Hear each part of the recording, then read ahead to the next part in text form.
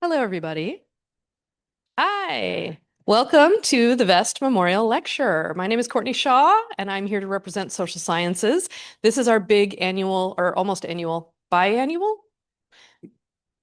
whatever. It's the thing we do every couple years, basically, where thanks to William Vest, who is who was a longtime instructor in the social sciences faculty, thanks to an endowment from his family. So thank you to the Vest family for allowing us to do this. I also want to take a moment to thank the Dean of Instruction for providing the yummy goodies and coffee in the back. So please make use of that. And I also want to thank the person who's going to be introducing the person who's going to speak because uh, she knows him better than I do. So anyway, Michelle Waltz.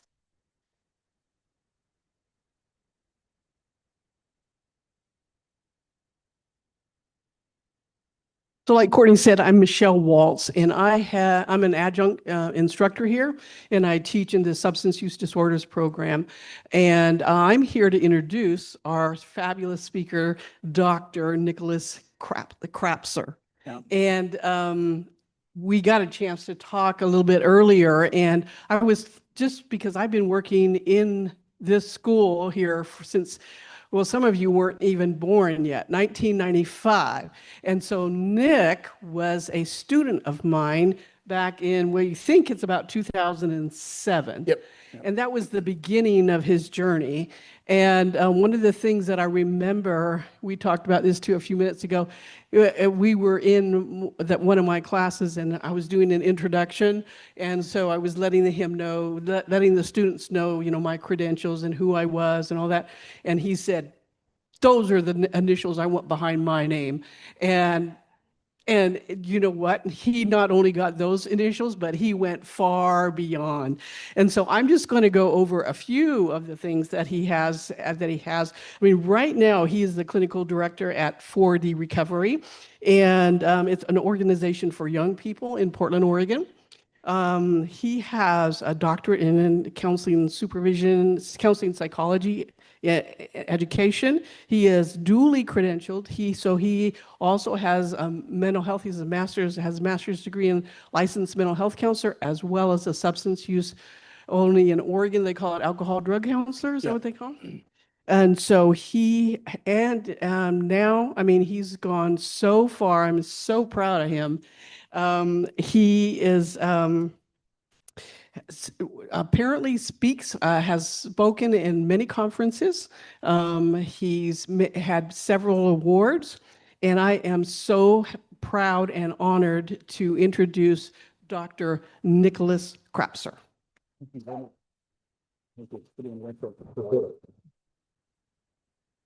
Well, thank you very much for the nice introduction. It's nice to be with you all this evening. Yeah, I got asked a couple days ago what all that stuff was. I said, I don't know, I just make it up. It just looks good back there and people give me credit for it, but I'm kidding, of course. So just to, when we get started here, it's Krapser. It's okay to say it like that. Everybody wants to make it sound better than it is and dress it up a little bit, but it's Krapser.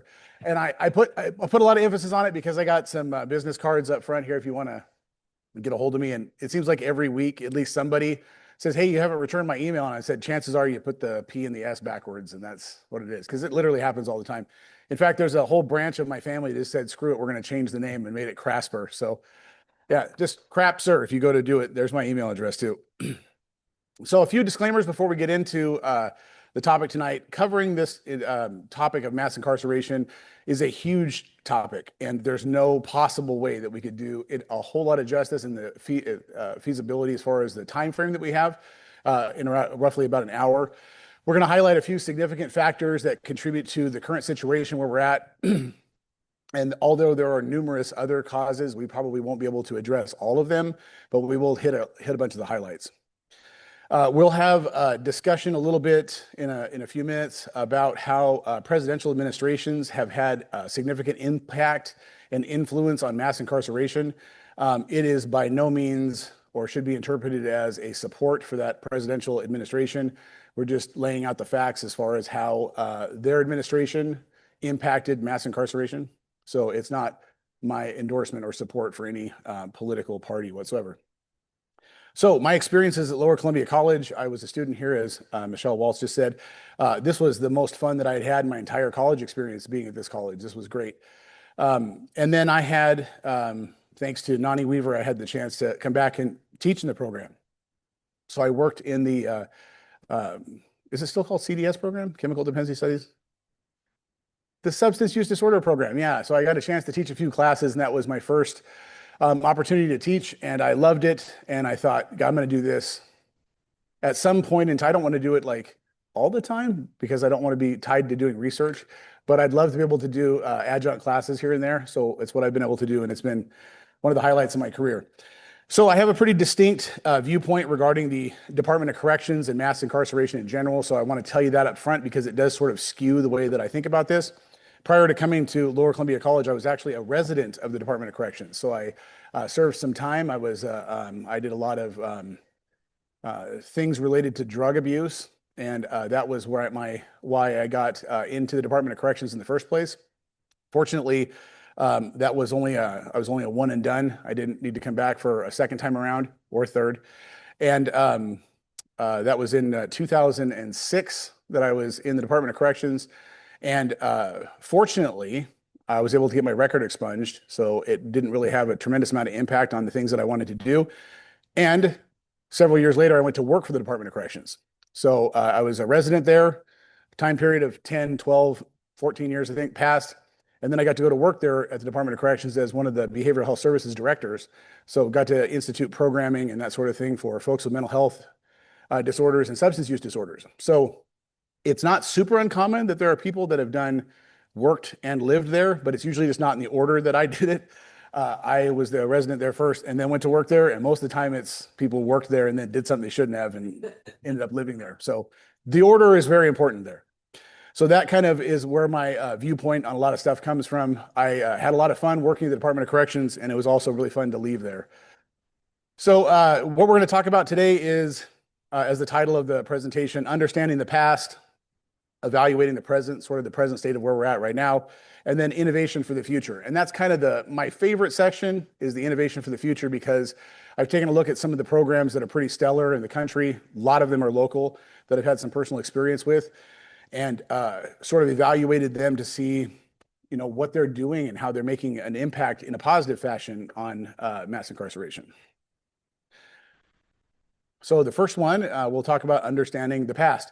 So if we go back all the way back in time, as far back as we have probably for recorded history, there was not always prisons and jails. So the way that people handled things was a little bit different. So shame and punishment usually was the idea. They'd get people in the square and they would, make fun of them, or they would shame them publicly. The next thing that would happen on this graduated list of how you get in trouble, the next thing was usually banishment from the village or banishment from the city. You just got ran out. But if the idea that what you did was bad enough, there was some capital punishment there where you would actually be executed or put to death for whatever it was that you did. But as the jails and prisons as we know them today, it just wasn't a thing back then. So the very first prison model that we think of when we're looking at how prisons sort of shaped where we're at today is called the Pennsylvania model. It was also known as the separate system or the Pennsylvania system. It emphasized solitary confinement as reform, and that was the method of punishment. So you went into prison and you just did all of your time in a cell without contact with people. So now fast forward many years later to a present day, we know that that's one of the absolute worst things that you can do to anybody, is to put them in a place where they're being in solitary confinement. So there's absolutely tons of research out there that shows the long-lasting, damaging, terrible effects that solitary confinement has on people, regardless of what the crime was that got them there. But yet, many institutions across the country, it's the very first thing that happens when you get in trouble inside of a prison. So you get in trouble inside the prison, the very first thing they do is they cuff you up and take you to the jail within the prison, or the prison within the prison even. The next major system to change is called the Auburn system or the congregate system. This is a model that emphasized labor and silence. So you work during the day quietly, and then you're in solitary confinement by night. So you have a picture that's on the screen here. I don't know if my pointer works up here, but not so much here. You have a picture here. This is a really important picture because we're going to talk about that later on. That is a picture of what the prisons looked like in the early 1900s, specifically the Auburn State Prison.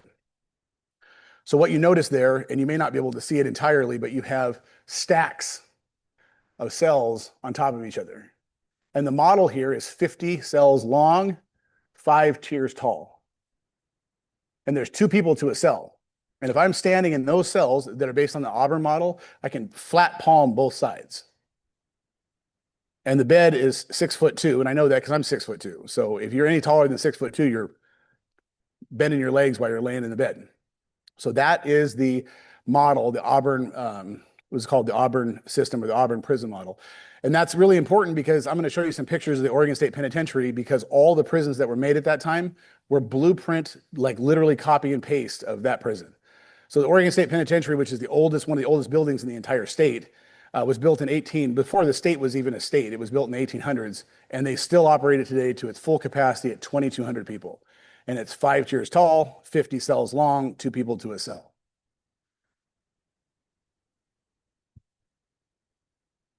So along came Dorothy Dix, for she was alive from 1802 to 1887. Anybody know about the work that Dorothy Dix did? By a show of hands? Okay. So Dorothy saw that what was happening with this early models of the prison models was that people that had mental illness and people that had disabilities were being locked in prisons. And it was not because they committed a crime. It was because they thought that seems like a good thing to do with somebody because we don't know what else to do with them.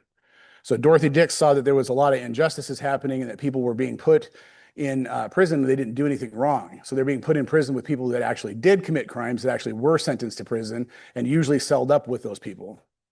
So she recognized these injustices and she dedicated herself to reforming prisons and advocating for legislation that would move individuals with disabilities from prisons to appropriate facilities. So facilities that could actually do more care or better care for the individuals that needed it. And that is not to say that the conditions were ideal for any stretch of the imagination, but it was a hell of a lot better than being in prison. So in her lifetime, she witnessed the establishment of 32 facilities nationwide.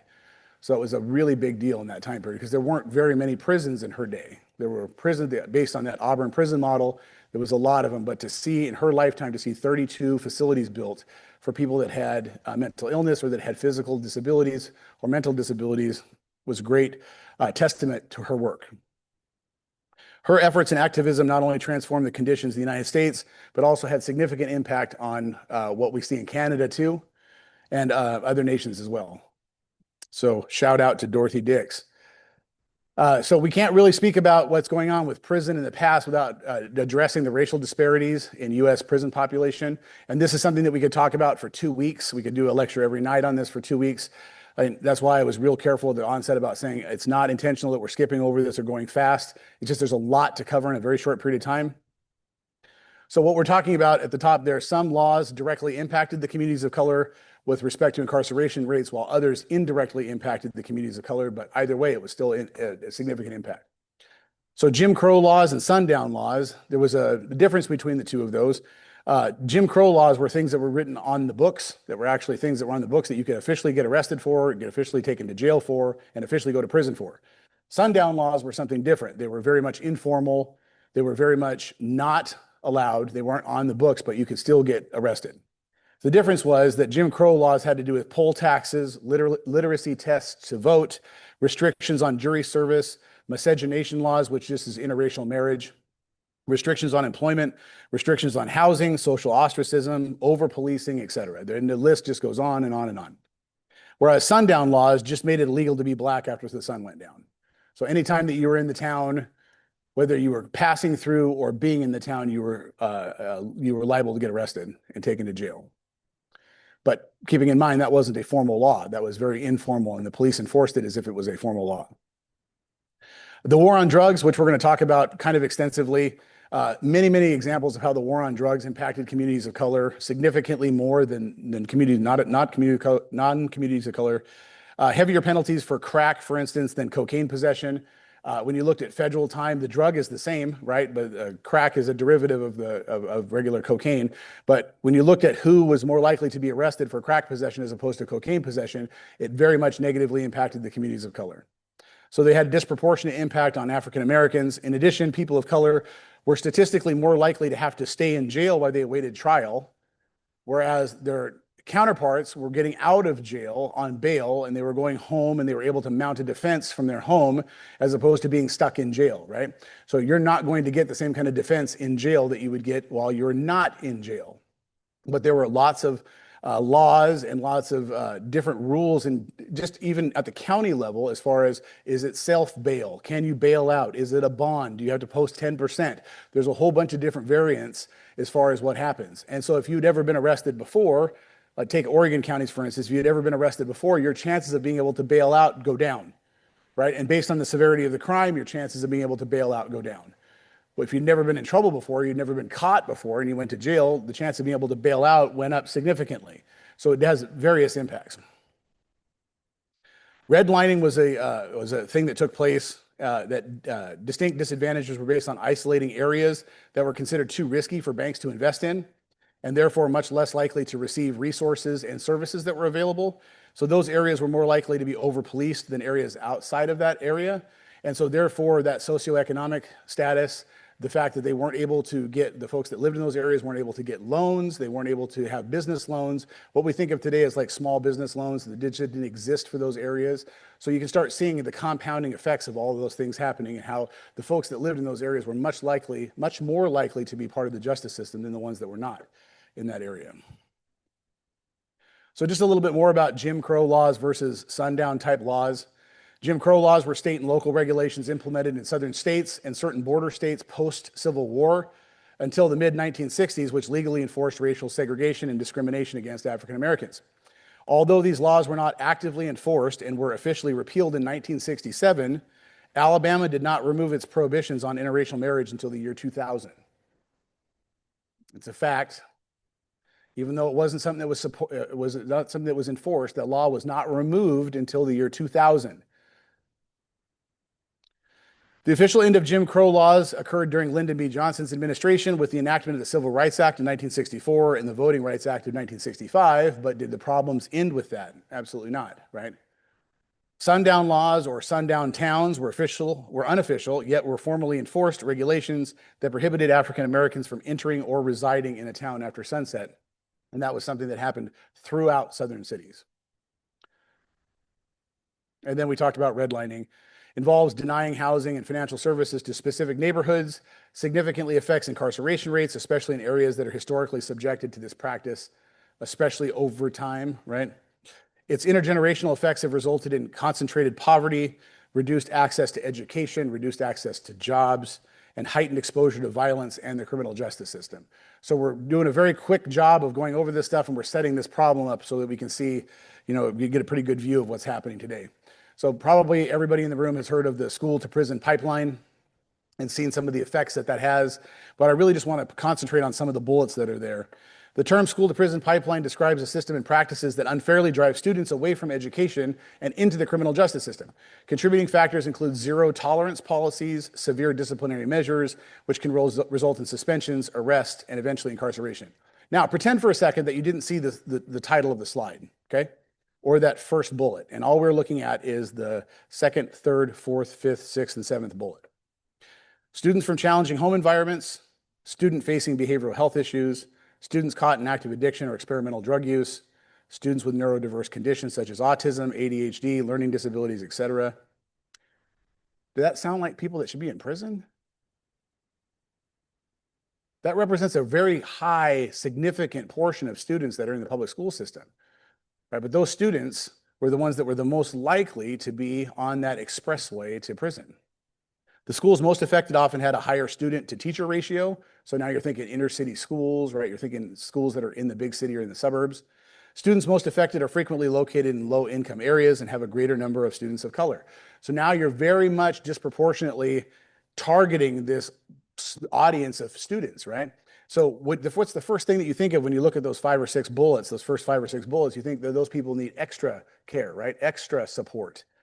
You need extra measures of support, but that's not what was happening. What was happening is they're getting ostracized, they're getting excluded, they're getting sent to the principal's office, they're being viewed as defiant, they're being viewed as obstinate, right? They're not being viewed as these folks need special attention. Now, I work in Portland.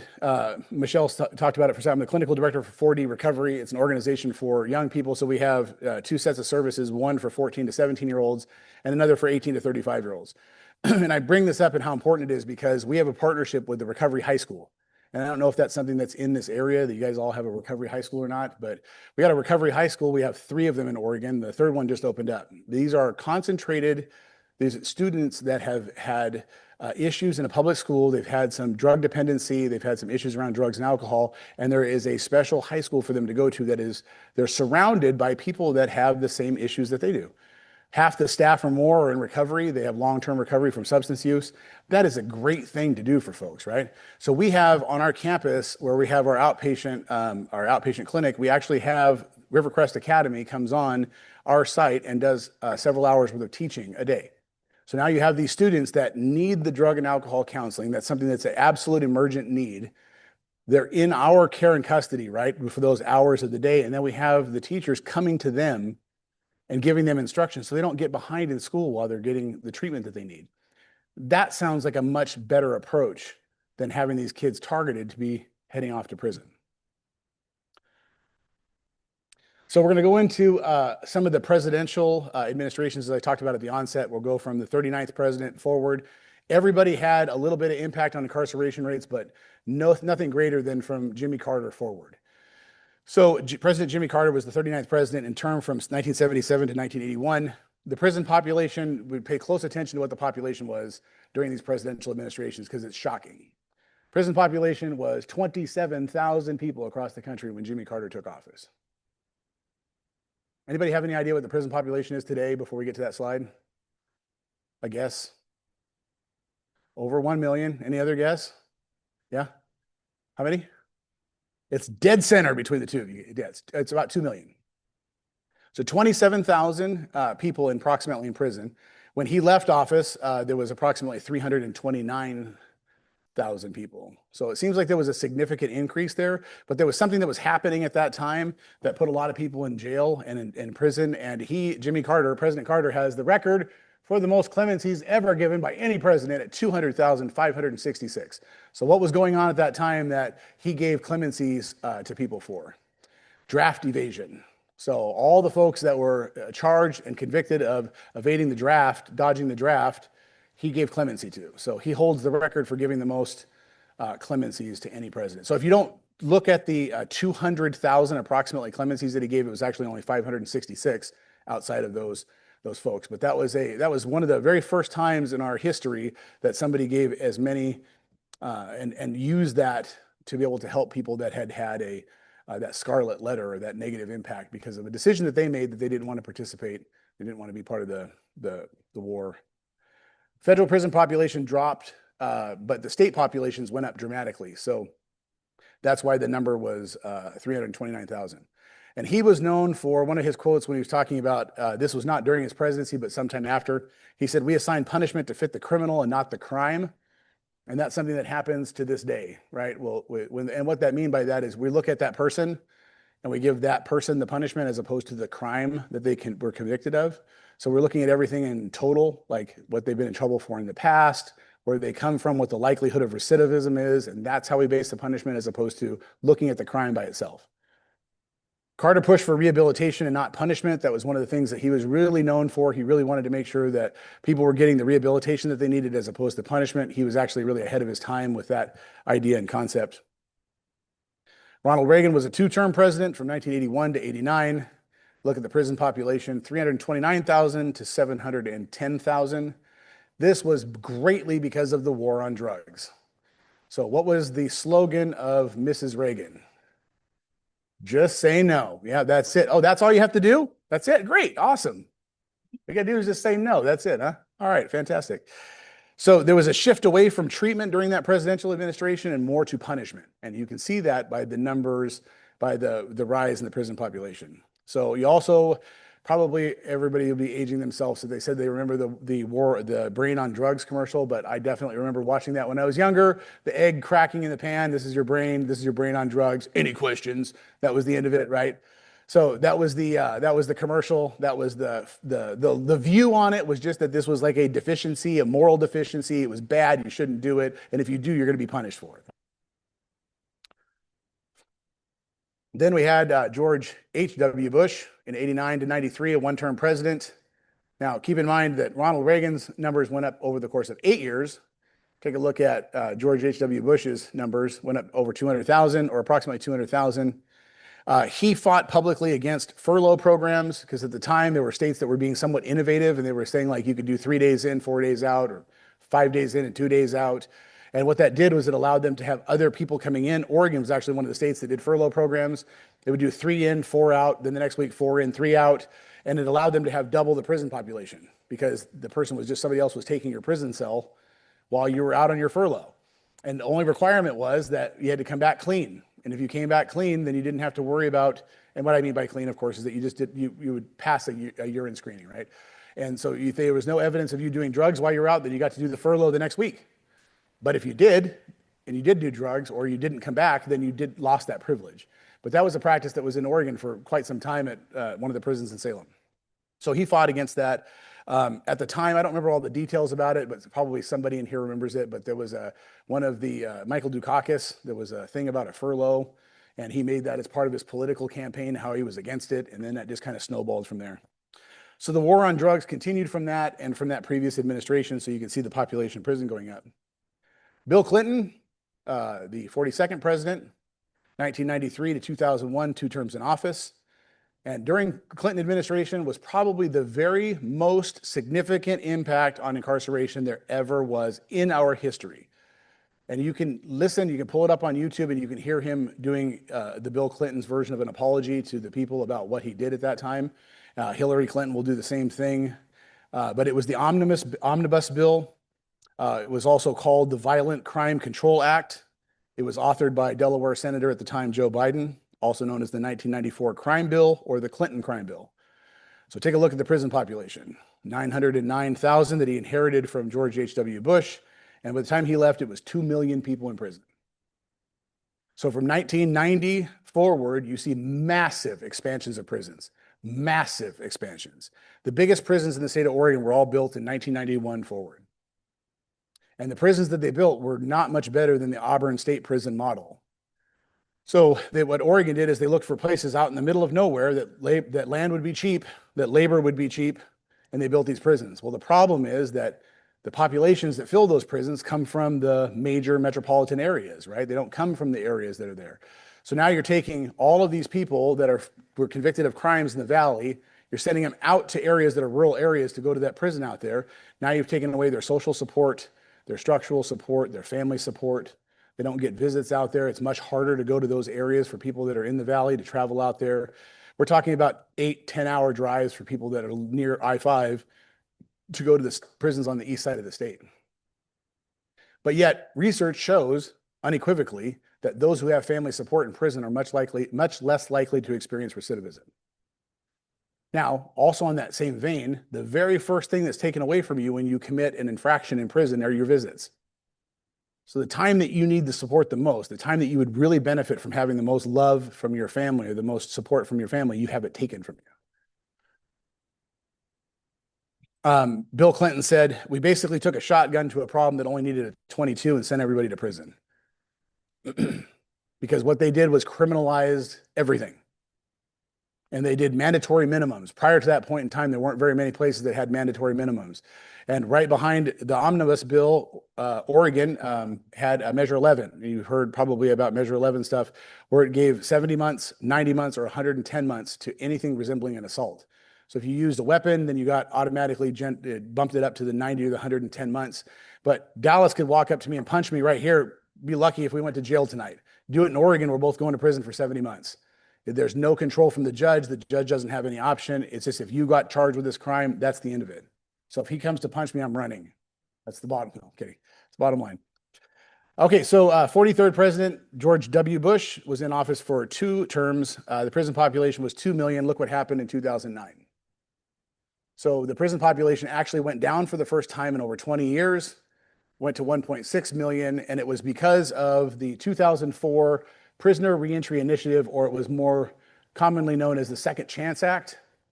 And the Second Chance Act gave incentives for organizations to be able to hire people that had criminal histories or that were coming out of prison. They had targeted job tax credits that they were able to get if they hired somebody with a criminal conviction. They made it easier for people to hire folks that had criminal convictions. That was where the Ready for Work program came in too. It was directly as a result of this Second Chance Act. All things were not all good though, because that was also the presidency that we had enhanced interrogation techniques, which included waterboarding and things that were terrible. Islamophobia was on the rise during the wake of 9/11. During the State of the Union address, he said, "America is the land of second chance. When the gates of prison open, the path should lead to a better life." So that was really the first time that there was any kind of effort put into investing in people that were coming out of periods of incarceration. President Obama, a two-term president, there were 1,927 clemencies and commutations by President Obama. The prison population went down a little bit again during his administration. The idea that Obama kind of pioneered was to normalize this idea of commutations and clemencies. Before that, it was kind of not a really popular thing, but Obama was really the first one to normalize the clemency. He started the Presidential Commission on Mass Incarceration, where they started looking at some of the root factors of some things and why mass incarceration was where it was at. He was the president that ended federal subsidization of mass incarceration. So there was actually money being sent from the government to the states for housing people in prison. And so that was where he ended that. That was also the very first time they started talking about privatized prisons. So they wanted to start getting rid of this idea of having private prisons because the private prisons were profiting off of mass incarceration as well. The Clemency Initiative of 2014 was really key in his presidential administration. He started looking at the adverse effects and the disproportionality of people of color that were in prison and started releasing people. Not himself, but he made it, provision to be able to start releasing people that had life sentences for drug possessions and that sort of thing. The problem was, and this is where people would use it as we shouldn't have done this, was that these releases for people happened literally overnight. And I was working in a community where they were coming back to the Federal Release Center there. It was in Lane County in Eugene. And the people were like in their cell, minding their own business, and then bang, bang, bang on the cell. Hey, you're getting out tomorrow. They were expecting to be there for 10, 15, 20 years more. Well, with no pre-planning and no release planning and no let's ease into it, it's one of the worst things that you can do. And people were just going wild. They thought, first, when I was talking to people, they thought, hey, I started getting crazy because I thought they were going to tell me they were kidding and they were going to bring it back. I just wanted to take advantage of my freedom for a minute. But people were going out and they were sort of like going wild, and it didn't have the result that it really should have. What should have happened, and of course, I don't want to be a Monday morning quarterback, but easy to call the shots when the game's been played. But what should have happened was they should have given them a soft landing. Should have said, hey, we're going to do this in 2 months. We're going to do it in 30 days. We're going to try to help you get a case manager so you can start looking for housing and that sort of thing. But they did is took them out of the federal prison. They took them right to the halfway houses. And of course, if you were thinking you were going to be in prison for 10 or 15 or 20 more years, now all of a sudden you're released. That's a crazy thing to have happen to you all at one time. So there was 839 federal prisoners that were released pretty much all of a sudden because they all fell under some of that sentencing stuff that Obama administration was trying to reverse. Donald Trump, 2017 to 2021, and then of course, again, from 2025 forward, the prison population was 1.4 million. And in 2021, when he left office, it was 1.2 million. So again, it was going down pretty good. So the thing that he would be most known for as far as the incarceration is concerned is called the Formerly Incarcerated Reenter Society Transform Transitioning Every Person Act. It's better known as the First Step Act. That's what they call it, is the First Step Act. And this is quite possibly the most comprehensive act of incarcerated legislation in our history. So this is important to a positive impact on incarceration as the Omnibus Bill in 1994 was to the negative impact of incarceration. So you see a lot of great things happening as a result of this bill. Now, in a time period where you can't get both sides of the aisle to agree on what time it is, this was a big deal because it passed with bipartisan support. So everybody that had passed or had been part of that bill had come to the realization, it's not really hard to look at our system and see that there's a lot of flaws. So the way that the Fair Sentencing Act was sort of a piggyback on that First Step Act, and it made it retroactive, reducing mandatory minimum sentencing and eliminating this idea of stacking or compounding sentences, right? So putting these consecutive sentences on folks as opposed to, being able to sentence them in one thing. Now it's they did away with this idea of stacking those. So you had 3 assault charges that 15 months apiece. Now you have 45 months total. The idea in the federal system was they were going to eliminate that. So they're putting more power back into the judge's hands and less of this automatic, you're going to get this because that's what the sentence calls for. Joe Biden, other than Jimmy Carter, has the record for the most clemencies and commutations, 8,064. One term in office, the population was around 1.2 when he took office, and the prison population rose substantially, but it's really too early to be able to have accurate numbers, but it's about 1.8 back up again. There's various government sites that have estimates and data on that. But under the Biden administration, there was justice and mental health collaboration programs. The Justice Reinvestment Initiative was redone again, was reallocated again, as was the reauthorized Second Chance Act from George W. Bush's term. So there was some good things that happened there. If we look at the clemency and commutation by presidents, the top 10, we had Jimmy Carter, Joe Biden, and then we have the rest of those. But there are presidents that had none and in the single digits and some just in the double digits for commutation. They just didn't believe in that or didn't feel the need to do that.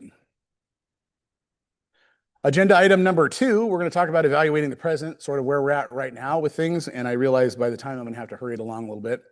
So here's our current state of affairs. The United States comprises less than 5% of the global population, yet we have more than 25% of the world's prison population.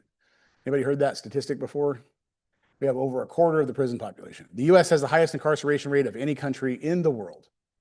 Not just developed country, but any country in the world. Roughly 2 million individuals are currently imprisoned, with nearly 5 million on some type of supervision. That's 7 million people total. Over 25% of the U.S. population has an arrest record of some kind. So that's 1, 2, 3, you do, 1, 2, 3, you do, right? 1 in 4 people have a criminal record of some kind. Have an arrest record of some kind. That's a lot, right? Especially when you look at only 21% of the U.S. population has a bachelor's degree. So compare that to where we're at with the incarceration or with the conviction rate. So what does that tell you about the values of our country? 9% possess a master's degree, 2% possess a doctoral degree. The overall count of individuals in prison exceeds the combined population of the following 8 states and DC: Wyoming, Vermont, DC, Alaska, North and South Dakota, Delaware, Montana, and Rhode Island. We have more people incarcerated than those states have combined numbers.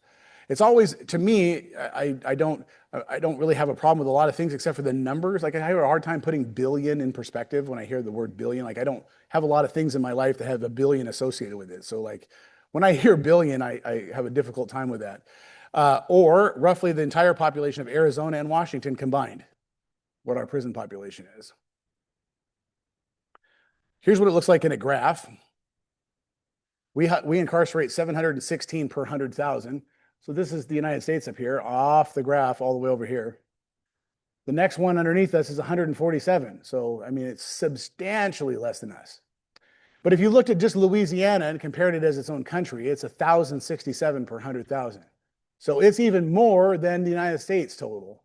Oklahoma is 905 per 100,000. And just because we're in Washington and Oregon's across the river, 373 per 100,000 and Oregon's 494 per 100,000. So Washington's doing a little better than Oregon is. But even if you looked at Washington at 373, it's still higher than anyone else on the list.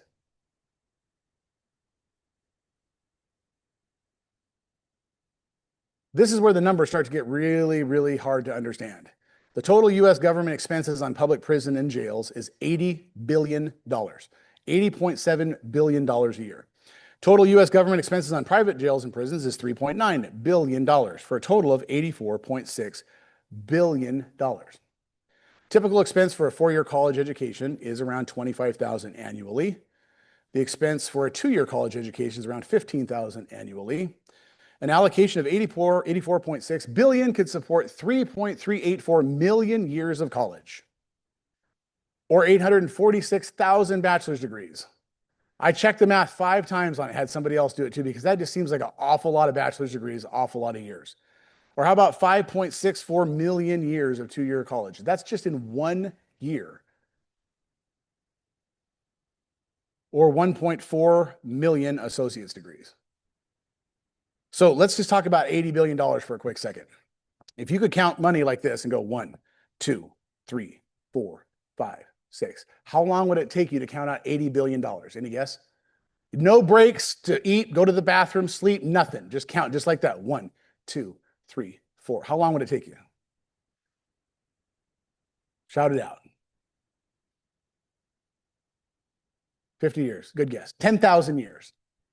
It would take you 10,000 years, one after the other, to get to $80 billion. Do the math on it. I did it a couple of times just to double check. 10,000 years at one after the other with no breaks. What's that? No, to count 80 billion, it would take 10,000 years. 1 year. Yep. In 1 year. So if we just took 50% of that money and reallocated it, we could still get prisons and jails and 423,000 bachelor's degrees a year, or 705 associate's degrees every single year, year in and year out. Where are the priorities, right? Where's the priorities? Or another fun way to look at this, if you lined up $1 bills back to the moon, it's 238,900 miles to the moon, 10,319 $1 bills per mile, 2,455,974, to the moon. Round trip would be 34 trips to the moon with $84 billion. But you can't do that because in the history of the United States, there's never been that much money printed. That just, the mind thing it does for $84 billion is just crazy. So remember I showed you the pictures of the Auburn State Prison? This is the Oregon State Penitentiary. I actually worked in this prison for a little over 2 years. This is the cell block riots of 1962, and here's a picture from, the last year.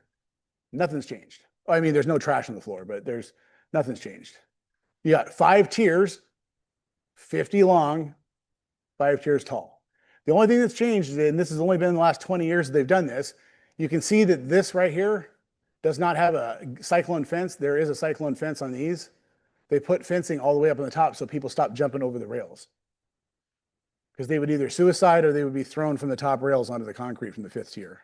So the only improvement that they've made is put fencing up so that couldn't happen anymore. But there's been no other change to it. Yeah, and I'm going to take some credit for that, because when I was there, they were starting to do the paint and they started to use like red. And I was like, hey, no. Let's talk about trauma neutral colors. And so we went with Easter. So there's a lot of pastel Easter looking colors in that. But that was yeah. Nothing else has really changed. It's still the same kind of prison, still the same ugly prison with no air conditioning.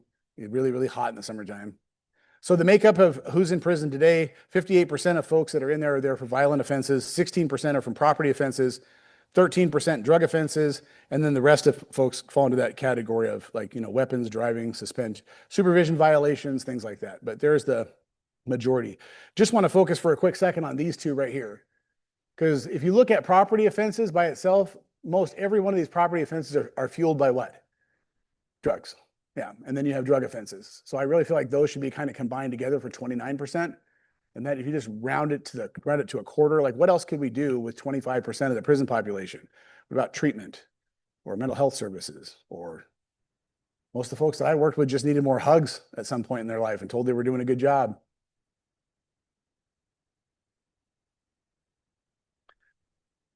Yeah. The difference is, and it's a great subject to bring up. The difference is there's a lot of emotional charge behind violent crimes. The general public has a lot of feelings about that, and rightfully so, because if you've ever been a victim of a crime that's a violent crime, or somebody that has, it usually has a lot of feelings that stir up with that. So, but most everybody that I've ever talked to have been directly or indirectly affected somehow by drug abuse. So it has a lot less emotion attached to it than it used to 30 years ago. Now it's just kind of a factual thing that people have understood as a problem. But the difference between average person in public today versus an average person in public 35 years ago or 40 years ago, when you talk about drug addiction, they used to think guy sleeping in the archway of a building that's, smoking crack there in the archway of a building. Now it's anybody. Now it could be absolutely anybody. The face of drug addiction looks a lot different in people's minds than it did in the 70s or the 80s. So the favorite part, what I want to end on for today, is the innovation for the future. So Father Greg Martin, who's the founder of Homeboy Industries. Anybody heard of Homeboy Industries before? Homeboy Industries is one of my favorite organizations. He's a super inspirational guy. He said, how can we achieve a certain kind of compassion that stands in awe at what others must carry, rather than stand in judgment at how they carry it? For the measure of our compassion lies not in our service of those on the margins, but in our willingness to see ourselves in kinship with them and mutuality. So we think about like, that's how we shift our mind. That's how we have a shift in our thought process on how we view the justice system, or how we view folks that are coming out of prison. So what's currently being done? There's an increased focus on rehabilitation rather than punishment. You see that with drug courts. You see that with diversion programs. Unfortunately, with the decriminalization of drugs that took place in the state of Oregon, we lost a lot of drug court programs that were fantastic. The recriminalization is going to start to bring some of those back, but the smaller communities, the smaller counties in Oregon just lost those drug court because there was no incentive for people to sign into those programs. But I personally have known dozens and dozens and dozens of people that have been success stories from drug court. Numerous external providers are now going within the jails and prisons to provide services, as opposed to having the staff provide those services. Primarily, there's a bipartisan concern over the past several decades of bad legislation and bad reform. So, like I said, in a time period where you can't get both sides of the aisle to agree on what the weather is outside, to pass something like legislation on prison reform is a big deal. We're getting a more progressive approach from our judiciary. So the judges that are on the bench really understand the whole drug situation, and they understand mental health a lot better than they used to. There's an improved general understanding of issues related to drugs, mental health, low socioeconomic conditions. Sadly, when when budgets are reduced, it's often the programs that are either eliminated or the first to be cut. And you just see that happening over and over again. Beds and badges are the things that are at the top of the list for the prisons, and then everything else from underneath that start to get cut. The assessment and valuation methods that are often employed by the justice system often overlook addiction. They often overlook it as a contributing factor to the issue at hand and want to say it's a byproduct of something as opposed to a direct product that they need to be addressing, which is unfortunate. There's increased implementation of commutation, clemency, and expungement options available within the legal and the executive branches. I was never convicted of a violent crime or anything that was a hard one to expunge. All my stuff had to do with using drugs, but they stacked a bunch on top of me. So to look on the surface, it was terrible, but it was only over a span of time of about a year. So it was really easy for a judge to look at it and expunge it. So I stand before you with no criminal record, although I was in prison. So those are great opportunities for people that I wouldn't have been able to have the jobs that I've had I've had that record. In fact, I was talking to Michelle at dinner tonight about the fact that my initial license to be a drug and alcohol counselor was denied by the state of Washington twice because of my record. It was long before I ever wanted to be a drug and alcohol counselor, but it was denied twice. The third time, I think they just got tired of listening to me, and they're like, just give it to him. So there's a prevalence of mental health and addiction. This is a little bit older, but it still shows that in the general population, mental health and addiction represents about 9% of the population, whereas it's close to 70% in the prison system.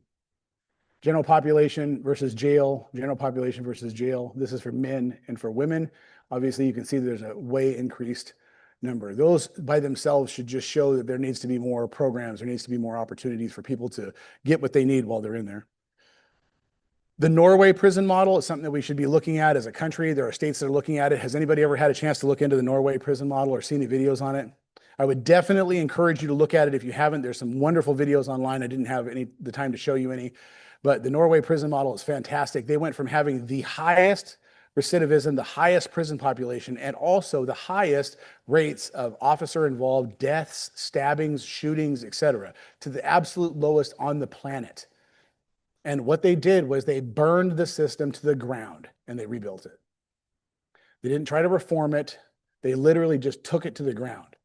So instead of having two big prisons in Norway that were terrible, what they did was they built prisons that looked more like homes, and they put them in the communities where people were coming from. What an idea, right? And they put farming there. They put programs there. Families are allowed to come to the prison. Prisoners are allowed to leave the prison, go to the families. Now they have the lowest prison population, the lowest utilization, and the lowest recidivism rate on the planet. So in talking to one of the governors there, they call their prison wardens governors. I said, tell me about what's going on with the youth corrections. And he says, what youth corrections? And I said, well, you know, I thought we were having a language thing. I said, like youth corrections, like before they are 18. He goes, what do you mean? And I said, I don't know how else to say it. He goes, we don't have it here. We treat youth corrections as a family problem. We go into the family and help the family. There is no youth facilities. They've completely revamped that, and it's working extremely. It's not just a good run of a couple of years. This has been something that's been going on for a really long time now. So they transformed from having just one of the highest prison rates to the lowest. The prison guards are trained as social workers. They can't be a prison guard unless they went to get their social worker degree. They got a couple of years there. They have to take classes involved. I think I wrote it down here somewhere. Yeah, psychology, ethics, communication, etc. So a couple of the quotes that he was telling me that when I was visiting with him, the role of the prison is not to judge or impose punishment. People go to prison as punishment, not for punishment. We got the concept backwards. Just being removed from your family, removed from your community is bad enough. You don't need to go there to get abused more. Right? Just the idea of spending time in prison is bad enough. Reintegration starts from day one. The contact officers, what they call them, play a key role in that process. So they're encouraging them to be there with them. They're cooking with them. They're working with them. The folks that are living there are responsible for making their own food and cleaning their own place. And it looks like when you're walking through there, it looks like they're in a house. There's not gates and bars and stuff like that. It looks like a house. There's no escapes. There's nobody who wants to leave. It's a great opportunity for people because they know that they're going to end up having to do more time if they try to leave. It's a fantastic, as far as prisons go, it's the best one of its kind. One of the greatest honors of my life was working at the penitentiary. I got to start a peer recovery support program and a diversion program. I took the drug court model from the community and I brought it into the prison. So we talked about earlier, one of the things that happens when you are convicted or you get an infraction for a positive UA is you lose your visits, you lose your job, you go to segregation, right? So we started a diversion program, which looks just like the drug court. You go before a panel of staff, tell them exactly what had happened, and you can opt into going to recovery classes by recovery mentors that I got certified in the prison that had been there for a long time, that had demonstrated that they wanted to be clean and sober. And they coached them for 6 months, went to classes. At the end of the 6 months, they got the infraction waived. They didn't lose any of their time. The administration said, well, we're worried that no one's going to participate in this program. When I left the penitentiary, there were 600 people that had participated in that program. And I had almost 60 trained recovery mentors. Was taking a system that didn't want to put any money into drug and alcohol treatment and using the resources that we had there, which was folks that had demonstrated they wanted to be clean and sober. So we just trained them to do the job of what they did. And they're coming out of the community. They're coming out of prison into the community right now and getting great jobs in treatment centers because it worked for us with a shortage of workers. It worked great. Now they're coming out of prison as trained mentors and trained counselors. So it was working out well. Lane County Adult Correctional Facility, the group of staff that's down there is an incredible group of people. They've developed a culture from the sheriff all the way down to the deputies and the supporting personnel. The jail looks like a jail from the outside, but it does not look like a jail when you're on the inside. Everything from the paint to the way the officers act, the culture, everything is shifted in there. They have therapeutic yoga. Everybody comes out and does yoga. You got these guys that are these big, badass, hardened criminals doing yoga out in the middle of the day room floor. It changes the whole atmosphere inside of the jail. Counselors are widely present. They're widely available. You can just walk up and talk to them. They're the ones that facilitate the yoga. And they did something really interesting. Everyone comes in with privileges. You don't have to earn the privileges. You can get them taken away from you, but everybody comes in with privileges. What a concept, right? So now you can come in, you get a tablet, you get a TV, you get a radio. Guess what's happened? The problems have went plummeted. Absolutely plummeted. People know they don't want to lose their privileges. So instead of this shift of you have to be here this certain amount of time to earn these privileges, they give them to them from the beginning. And they will not let folks that are identified as having significant mental health issues stay in their cell. Get out. We're going to go walk. We're going to go do some yoga. Because as many of you probably already know, the jails and prisons have become the #1 mental health facilities in the country. And you know those folks are going to be there in your care and custody, so why not do something to help them out? Jackson County, the Juvenile Detention Center in Jackson County did something similar. Upon entering detention, every young person gets an eye mask and a set of earplugs. They don't need to earn them. Seems like something super simple. We're talking about $1.75 worth of stuff, right? But once again, the happiness, staff happiness has went up because of it. The walls in the cells are now constructed and have a material that's suitable for drawing with chalk. Youth and adults are going to draw on the walls in a cell. Fact. It's what it's going to be. Whether it's a pen or chalk is up to the cell, is up to the jail. So they give the juveniles, here's a bunch of chalk. Enjoy yourself. Knock yourselves out. Have at it. and they draw on their cells. That way you're not sending a paint crew in to paint over it. You just erase it when they leave. The facility includes therapy dogs. They have counselors available on staff for support. They have programming available throughout the day. They use trauma-informed colors throughout the facility, and they take every opportunity that they possibly can to make it look less like a jail and less like a prison. It's just something so simple. It's something so simple. It just changes the way that we look. It changes the perspective. There is another facility I didn't put on here, the Lynn County, so like Albany. They got a grant. This is not an easy one to do because it was a $500,000 machine, but it's a body scanner, so that when the youth go in, they go through a body scanner, right? If they have weapons or drugs or anything on them, it's detected in the body scanner. Previous to that, they were doing strip searches of youth.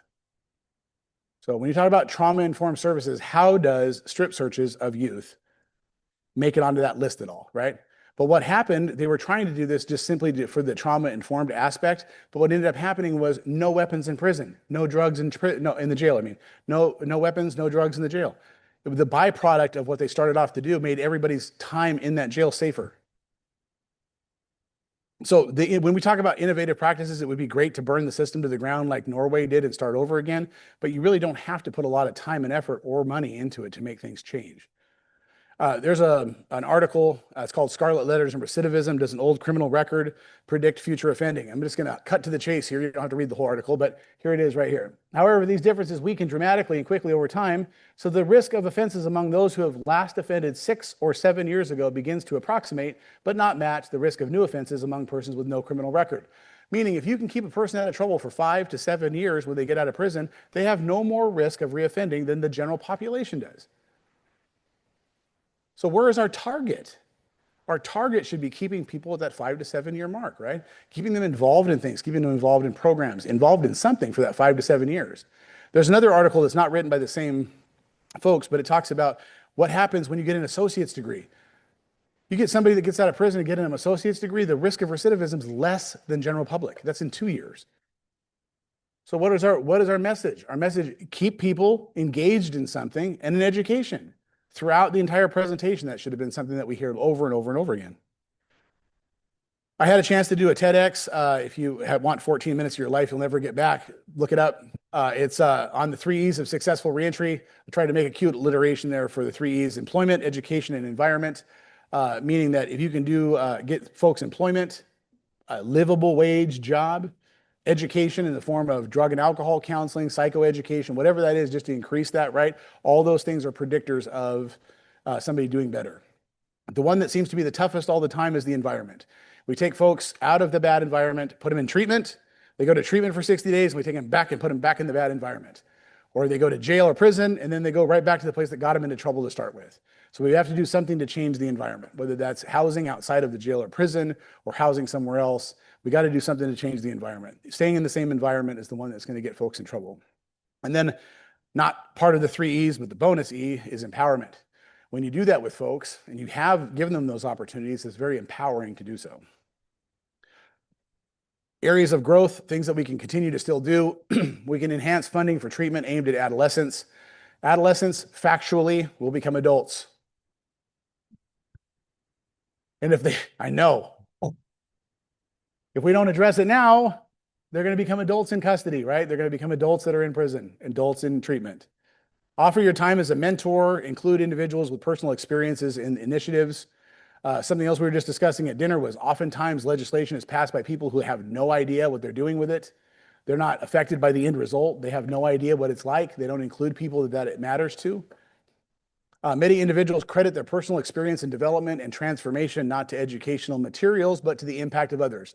When I was in treatment, I can tell you exactly what my counselor's name was. I can tell you the things that he said that made a difference to me. I can't even tell you what color the book was. The curriculum mattered not. The experience of the people that I had as instructors, the experience that I had as people that were counselors, that's something I'll never forget. Consider people with criminal histories and those in recovery as potential future community members. When I had the chance to talk to guards, officers that were in prison, I would say, look, man, these guys that you're being jerks to, they're going to be making your food at some point in time, or your next door neighbor, or they're going to be fixing your car for you. They're your neighbors, right? You start thinking about it in those terms. It's not just for self-preservation. It's because it's a kind thing to do, right? We have to work hard to achieve a yes. Obtaining a no is really easy. We can always go back to it by default. Let's try to find a way to get to a yes, right? That yes meaning change. Support changes in legislation to streamline expungement processes, reduce mandatory minimum sentences. There's zero evidence ever in the universe that says mandatory minimum sentences did anything for anyone. In fact, there's lots of research that says beyond 72 hours, you've lost the impact of jail altogether. And I'm not an abolitionist. I don't believe in getting rid of jails and prisons altogether. I don't. But I believe that those sentences, those really long sentences, are useless for everybody. Aim to decrease the glorification of crime, punishment, and incarceration in films, music, mainstream culture overall. That's something that we glorify. Can't turn the TV on without seeing something that makes that look hyped up or good. Glenn Martin, who is a formerly incarcerated person, he's also the former director of Just Leadership USA, good friend of mine, said those who are closest to the problem are often closest to the solution and furthest from the resources. And it couldn't be truer. Like the people that actually know what would work in those situations and have really good ideas will never get to the table. Then they're never going to be seated at the table unless we start changing some of those things, because it's really important that they have a voice in that. That's it for me. I think that was exactly, well, 2 minutes over an hour. But thank you very much. I appreciate your time and attention. And we got plenty of time for questions and answers and microphones too, right? Yes. So if you have a question, raise your hand and I will bring the microphone over so it gets picked up on the recording. Why is there government funding towards privatized prisons? That's a great question. There is not anymore. They've done away with that. But when there was, yeah, exactly. Great. It was great. But when there was, it was because the federal prisons that there were maxing out population wise, and they wanted to continue taking people to prison. And so they incentivized private jails to house those people. So it was either state or federal prisoners would end up going to those places. In fact, prior to 1991, the state population in Oregon was so full with the Measure 11 crimes that were coming out, they started sending people to Arizona. They were taking plane loads of inmates to Arizona to put them in a private jail and prison because they hadn't built enough to be able to house them. There was 1,200 people in Arizona that needed to be in Oregon. And then also, do you know if there are people who are still serving time for stuff that was previously labeled a crime, like marijuana possession? You know, I don't know the answer to that. I know that there's a lot of places that are changing that are going back and looking at that sentencing. Like Oregon has done that. Federal law has done that, right? When they make it to where it's not federally, but when the states make it to where it's not a crime anymore and a person's already done their time, they incentivize the expungement of that record. So there's a whole slew of people that are eligible to have their record expunged that were convicted under old laws. But it's still not, how are you going to pay back the years that they did, you know? It's still terrible, but it's a good step in the right direction anyway. Thank you for your question.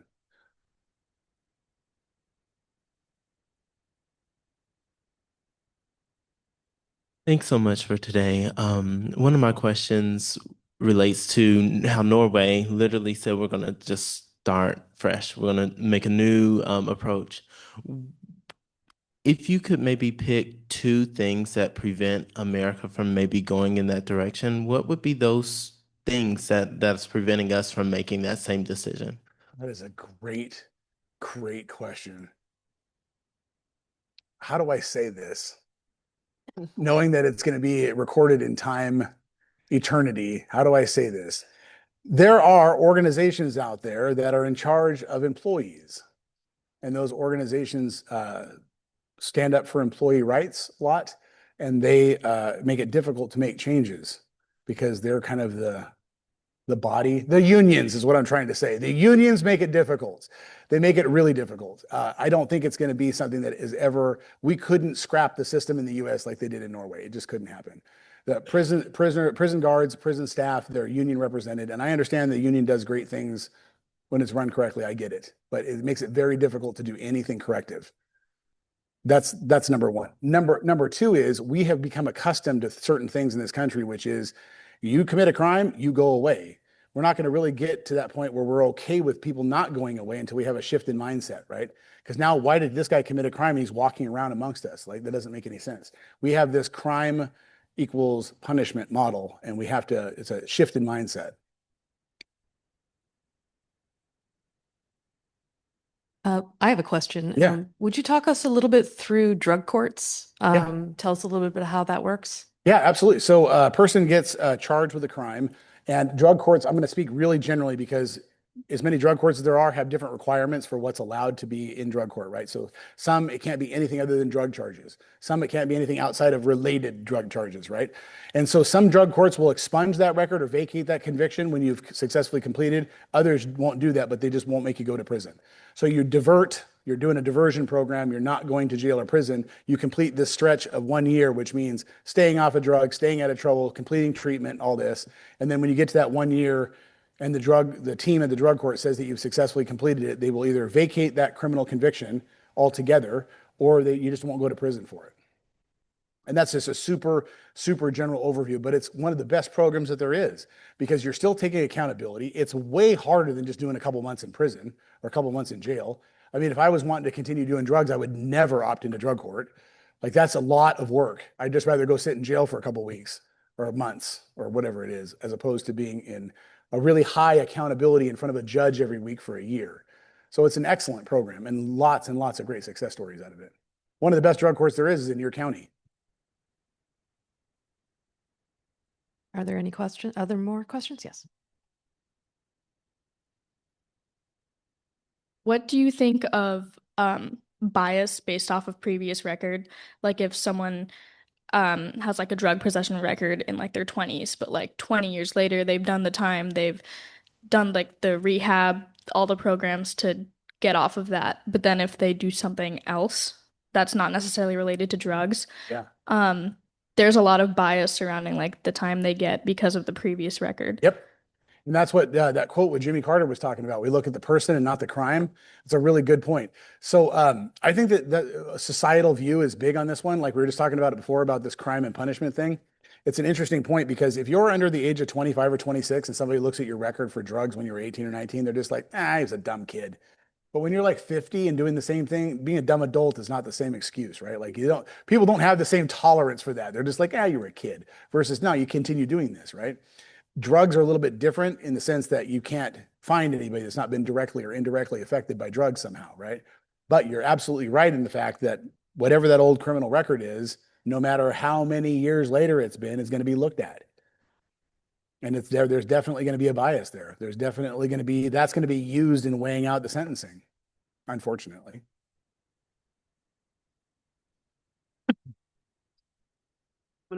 Yeah, we used to have a program here in Longview called Been There, Done That. Yep. And but then it went away. There wasn't enough funding, I'm assuming, whatever. Do programs like that, are those programs like that helpful? Yeah, they're very helpful. They're excellent programs. Most of those nonprofits that are out there devoted to reentry, like Homeboy Industries, started off, like if you read Father Boyle's story, it started off in the parish church, started off in one of the meeting rooms of the parish church. Now there's 600 employees. And it's a huge organization. It's the quintessential, like the model program across the world for reentry. Right. So if there was more funding for things like that, that Yep. might help. Absolutely. The other question I had was, I heard that there was a change, at least in the state of Washington, as far as the applications for employment, that there was a box that you had to check to say, had you been previously convicted of a felon? And that I heard that there was movement towards getting that box taken away or something like that. Yeah. So I didn't mention that. I'm sorry I didn't. As soon as you said that, during Obama administration, it was the federal ban the box. And that just made it illegal for them to ask before the interview. You only talk about that from the interview forward, right? And Oregon was the same way. So they said you can't ask that question until you get into an interview. So what the employers were doing is when they got the application, they're saying, hey, have you been convicted of a crime? This is your interview. Oh, you have? Okay, bye. And that was the end of it, right? And they were trying to get around that somehow. But now it's 100%, like you can't ask the question. Now, if your job somehow requires it, like if you want to be a police officer, obviously they're going to find out that you have a criminal record, right? Like they're going to do that, but they can't ask you. The idea being that they can't bias the interview before you actually have the chance. Yeah, automatically shred it. Yeah. And it just gives people an advantage to get into the interview, to get in front of them. But like you think you're going to be a Secret Service agent or something, then you got a big disappointment coming to you. But that was a great piece of legislation. Yes. Thanks. So one thing that I am thinking about that just stuck with me is when you were talking about just this tiny, tiny change from the trauma-informed colors red versus Easter colors. It's such a big change that it's a no-brainer to some folks, but I don't know, because especially when I think about reform, it's overwhelming to me because I think we should have more social workers, counselors, but then people are understaffed as it is, especially when you think about rural communities. So it just gets fuzzy and overwhelming to me. But then you mentioned those tiny changes, and I'm like, oh, there's hope, you know? So I guess my question would be, for example, maybe if there was a grassroots organization, advocacy group, lobbyists, and they were wanting to, maybe even in a rural community, and they were wanting to make a tiny, tiny change, tiny yet big change. What do you see some of those feasible changes being? Some of those call to actions? Hey, let's do this. Let's change this. Like, what do you see some of those being? Well, that's a great question. I think that one of the things that you could that is always underestimated and underappreciated within the prison system is volunteer services. The chaplain programs, the people that go in and do 12-step meetings in the prisons, those are just volunteers that go in there and do that, and they have a huge impact. And anytime they can go in there, there's not very much GED instruction, there's not very much tutoring going on inside of those facilities, there's not church services if you're inclined to do that sort of thing. There's just not a lot of those in a lot of prisons, and in rural areas it's not there at all. Because the biggest prison in Oregon is Snake River, and it's in Ontario, right on the border, right? So the people that work there are coming from Idaho. You're not getting a lot of people coming in there volunteering their time because the prison has a higher population than the entire city that it's sitting in. So there's just not a lot of stuff going on there. So if you lived in Idaho and had the opportunity to bring volunteer stuff in there, it would be really, really appreciated. So even just volunteering like that. But if you are, because I see where your mind is going and I love it, but if you could go into a place and just say, hey, your colors suck, it's not going to be widely received, right? They're not going to love that idea. And that's the truth though. That's what happens. The prisons that they built, Snake River and Two Rivers Correctional Facility, they're gray, concrete gray. What other colors you ask? Gray, that's it. Floor to ceiling gray. All you can do is see sky and gray. The walls prohibit looking at prohibit looking at trees or anything else. So you're outside, you see gray, and you look up and it's whatever the sky color is, gray, right? That's what you look at all day long. And those where they house the majority of people with mental health issues. It doesn't make any sense. Those are just things that don't make any sense at all. So you had the little changes, the grassroots stuff, that's huge. That's really important. That's where the big changes start happening anyway. Thank you. Yeah, absolutely. Thanks for the question. Well, thank you very much for all of you for joining us. And thank you to Dr. Nick Krapser for teaching us a bunch of new stuff. Oh, thanks. Thanks for having me.